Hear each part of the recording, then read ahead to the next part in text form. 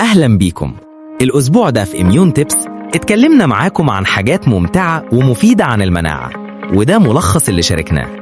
التهاب الكبد المناعي مش دايما فيروس، أحيانا المناعة نفسها بتعمل التهاب، ووضحنا ده بطريقة سهلة وواضحة. الرياضة الصبح والمساء، الصبح نشاط وحيوية، والمساء تمارين خفيفة تساعد جسمك على الراحة والمناعة. 5 مشروبات لتقوية المناعة، حاجات بسيطة زي الزنجبيل والليمون والعسل، كل واحدة ليها دور تقوي الجسم وتخليه جاهز.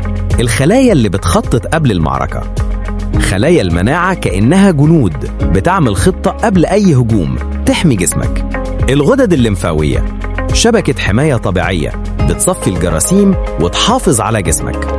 الذئبة حمراء، جهاز المناعة ساعات بيغلط وبيهاجم الجسم نفسه، وورينا ازاي نفهم المرض ده ونحافظ على صحتنا.